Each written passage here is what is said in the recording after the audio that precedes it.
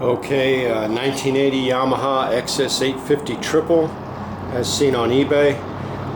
We'll do a cold start and then we'll walk around the bike, do where all the blinkers, horn, lights, whatnot. Maybe touch on things where where you fill the oil, things like that. Then we'll let the bike warm up, and then I'll take it up and down the street. And if we forgot anything, maybe we'll mention that before the end of the video. But for now, here is your Petcock, your gas flow. It's manual. This is on, off. This will be in the on position. See, it's going with the fuel line. This will be off that way.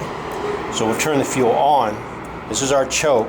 It's like a two-step. It's got one, when the bike warms up, you could go down there or all the way down. But it's all the way up to start the bike cold. Fuel on, choke up. This up here, if this safety switch is to the red dot, it won't start. The bike will start, but it won't fire. So this switch has to be down here. Turn our key on. Press our button here.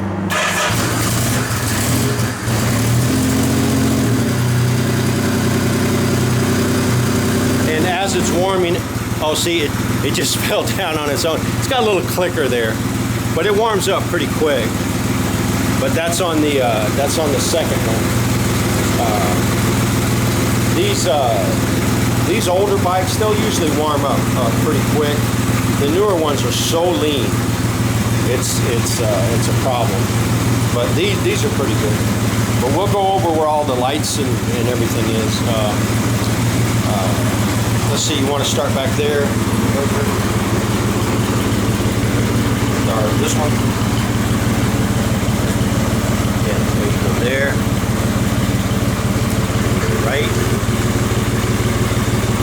and then the tail light is on both levers. It's handlebar lever and your foot pedal lever. And also a little thing I added here, these are two-stage bulbs, so they'll do, the blinkers can be on at the same time, but if you hit your horn, the other stage lights up for the back for security. See? Which gives you a little more added security. Everything helps. And then up here, you got high-low beam. It also comes on with the running lights, but the blinkers again are separate. See, you got that one and that one. See here, this is, I put two posts here. This is running directly on the battery, right to the battery. So you could put a tender, here, battery tender, or if you had little gator clamps, you just want a power source. Come around me here. To get the seat off, if you want to get to the battery, it's just two Allen bolts right here, and then the seat just comes up, pull up and back. That's it. And I mean, you can get to the battery pretty quick, but I just thought those two posts would be convenient maybe at some time. And then around here, I think your sight glass is down here. When you go to fill the oil, there's your threaded cap. This is counterclockwise. That takes it off. That's where your oil goes in. It's 1050 or 2050, and that's your sight glass. When you're filling your oil, level the bike, and preferably between those two lines. When you ever go to change your oil, check that. Be sure and check that right, because you have an oil cooler too, so that bike is circulating a lot of oil when you go to drain it.